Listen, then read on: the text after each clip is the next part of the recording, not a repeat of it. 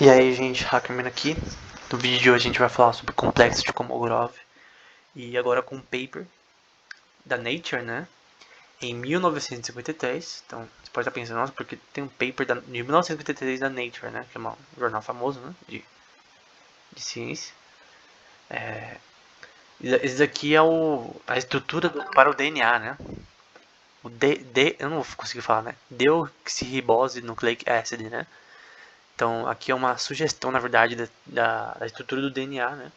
Que rendeu o prêmio Nobel ao Watson e Crick pela sua descoberta, né? Teve até pessoas que tentaram descobrir antes deles, né? Assim, tentar definir isso antes, de uma forma bem grotesca, né? Mas eles foram os primeiros a definirem de uma forma mais congruente, né?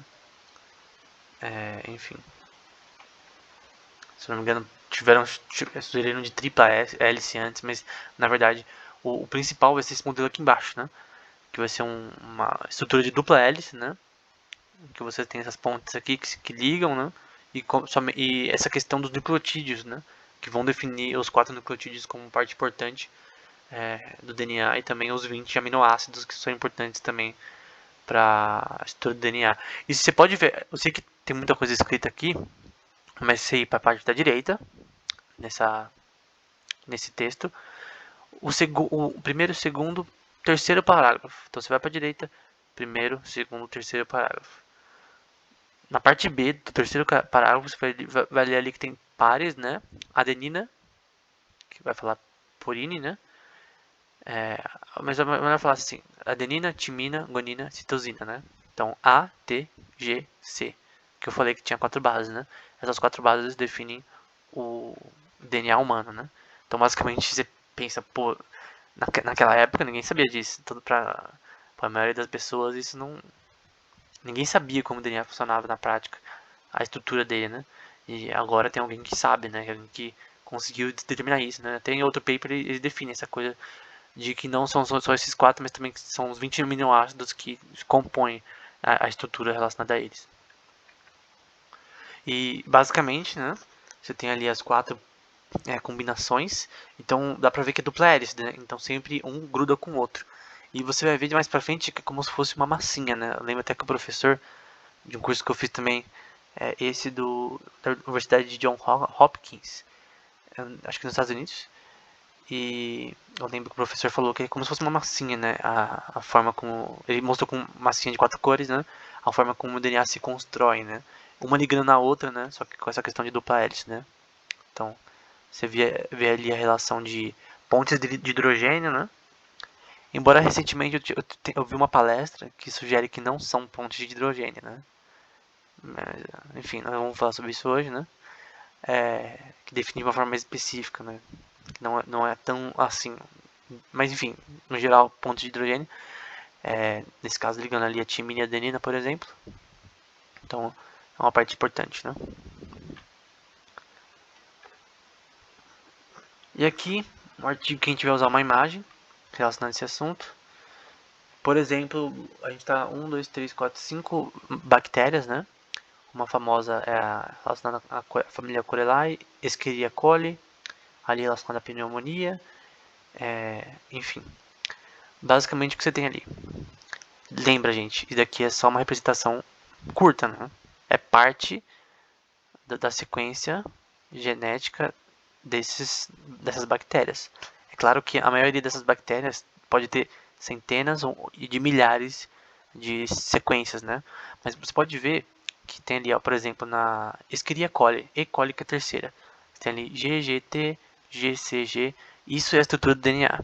Então, ao longo do tempo, você vai ver essa questão que, basicamente, principalmente no complexo de Kolmogorov, qual o objetivo? E agora eu vou definir, finalmente, o que é complexidade de Kolmogorov, né? Então, eu vou explicar mais pra frente com mais força, né? Mas a complexidade de Kolmogorov, ela é a forma de você escrever o menor programa para resolver um problema. O programa mais eficiente e menor possível para descrever um problema. E quando eu digo menor, não é só menor em código, tipo, sei lá, você vai pôr em Python, usa umas libraries ali, deixa seu código menor para ficar mais simples de entender. Não, não é isso. É diminuir a dificuldade do problema. Você fazer ele de uma forma mais eficiente. Por exemplo, sequenciamento genético. Cada vez mais a dificuldade está diminuindo. Por quê? Porque quando você aumenta os recursos, hoje a gente tem mais capacidade de memória RAM, né? A gente tem uma capacidade de processamento, né? A gente pode usar, por exemplo, plataformas na nuvem para você escalar a sua capacidade de computação. Então, recursos como esses, recursos como linguagem de programação focadas nesse assunto, que você consegue ter uma eficiência melhor. Então, tudo isso tem a ver com a linguagem que você usa e com os recursos que você tem. No caso, o hardware e os recursos no seu algoritmo também, na composição do seu algoritmo e também na forma como, na linguagem que você usa. Então, essas três coisas, a linguagem, o hardware e a forma que o algoritmo, né, definem a forma como você consegue analisar esses sistemas, né? Por exemplo, vamos supor que você quer identificar um gene específico ou mudanças no sequenciamento genético dessas bactérias, né? Você tem que entender uma sequência de letras gigante, e antes as pessoas faziam na mão. Até tem um cara interessante no passado, eu lembro de documentário relacionado ao DNA, que tem essa questão de que ele fazia na mão. Ele contava na mão e era um processo que demorava anos, né? Lembro de um cara lá em 1960, 50, que ele ficou, tipo, sei lá, muito tempo, 4 anos, fazendo o sequenciamento de uma bactéria, né? Ou de um grupo de bactérias. Então é um negócio tenso, né? Você não podia errar, né? Mas isso depois de Watson e Crick, obviamente, definir essa questão. Então, o sequenciamento do genoma humano tem trilhões de letras, né? Bilhões de bilhões de bilhões de sequências, né? Então, hoje em dia você consegue sequenciar bem, mas não adianta você só sequenciar, só entender esse agrupamento, né? Você tem que entender também a forma como ele se relaciona, né? Então, basicamente, é você entender um texto. Desse sequenciamento genético, você tem que achar as partes que compõem cada parte do gene, né? E tem um paper aqui, a gente vai explicar isso mais pra frente também, mas sobre a aproximação da complexidade de Kolmogorov para sequências de DNA. É um paper de Portugal, né? Universidade de Aveiro, pelo Pratas e Pinho, né? Então, o que isso aqui vai falar? Basicamente, ele vai definir o que é complexo de Kolmogorov, primeiramente, né? Complexidade de Kolmogorov. Então, e aqui ele vai se relacionar com o DNA. Então, a complexidade de Kolmogorov é uma sequência, como por exemplo, você pode usar X, representada por Kx. A gente vai ver mais pra frente no paper original do Kolmogorov. Kx vai ser a definição geral de complexidade de Kolmogorov. Então, K vai ser a complexidade de Kolmogorov e X é seus dados. E a sequência de coisas que você quer entender. Nesse caso, é a sequência do DNA, por exemplo, de trilhões de letras que você quer entender como funciona e a complexidade de você analisar isso. E nesse paper, eles vão analisar em várias bactérias, na prática. Então, a complexidade de Kolmogorov vai ser igual ao menor programa para realizar ela. Em que rodar esse programa em um computador universal, né? Ou uma Turing Machine, que a gente vai falar mais pra frente, consiga printar X e depois buga, né? O sistema crasha, né? Então, consertando a máquina, a gente poderia escrever que a complexidade de Kolmogorov é a minimização nos seus dados, né? Relacionados à sua capacidade de computação, provavelmente definida por Allen aqui. Então, na prática, a complexidade de Kolmogorov é o menor programa possível para resolver um problema, usando a linguagem, hardware, enfim. Nesse caso, sequenciamento de DNA.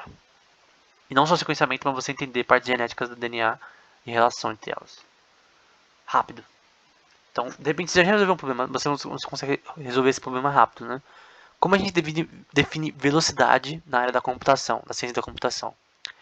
A gente normalmente fala que um problema ele não é rápido quando a gente fala que ele é linear, então ele não resolve tão fácil, tão rapidamente, né? Mas eu até vou deixar na descrição uma coisa relacionada a isso. E a gente fala que ele é polinomial quando o bagulho é muito rápido. Então, vamos supor que você fala, eu quero resolver um problema em velocidade polinomial. Então o negócio é rapidão, é tipo velocidade da luz. Então você quer saber a minimização do erro, fazer programas menores mais eficientes. É isso. No seu código, fazer programas menores e eficientes no sentido de eficiência, né? Não é, tipo, fazer código menor. Não é isso. É você ter que fazer menos coisas para ter um programa mais eficiente. Então, achar o programa mais eficiente possível e menor possível.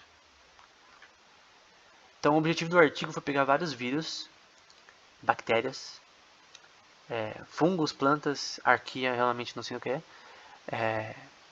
E, no geral, eles pegaram muitos dados, né? Até colocaram no GitHub, mas não está funcionando. E eles fizeram isso num formato chamado FASTA, né? FASTA, que é um formato padrão para arquivos relacionados à biotecnologia, né? Então, é uma coisa que você tem que lembrar. A FASTA é uma das formas mais usadas de você ter sequenciamento genético, né? Então, dentro dessas FASTAs, essas pastas de FASTA, você vai ter sequenciamento genético na prática. Eu vou ensinar isso mais pra frente em uma outra sequência de vídeos sobre esse assunto. Então, FASTA é um tipo de arquivo que você tem que entender e saber que você pode baixar de graça na internet. Pastas, arquivos do tipo FASTA, né? Você pode ver o genoma de várias bactérias de graça, né? Até do genoma humano, usando pastas do tipo FASTA. E os resultados, né, para essa pesquisa, os resultados biológicos, né, que eles computaram dentro desse número gigante de vírus, bactérias, fungos e plantas, a complexidade dentro deles. Então, eles entenderam, eles querem entender o tamanho do problema e a complexidade de compressão deles, né? Como que você vê se esse problema é realmente difícil ou não. Então, dá pra ver ali que os vírus ali estão mais para cima, né? Mas um pouco mais pro lado mesmo tá a parte verde, que são as bactérias, do tamanho, né, do sistema. Então, basicamente isso, né? Quanto mais para direita e mais para cima, mais você tem complexidade aí. No próximo vídeo a gente vai entender uma Chematuring Machine, né? Que a gente vai ver mais pra frente. Descrita pelo Alan Turing, primariamente. Então, relacionado a esse tema, a parte do DNA que a gente vai voltar, é essa questão. A complexidade de Kolmogorov para cada bactéria, né, vai ser definida como o menor programa para você sequenciar ela. Então, o menor programa possível, não em questão de tamanho de código, mas em questão de eficiência, seja com recursos de hardware, linguagem que você está usando. Por exemplo, uma linguagem boa é que normalmente quando você vai usar para dados biológicos, eu aprendi com R, que é uma linguagem de programação normalmente usada em biologia.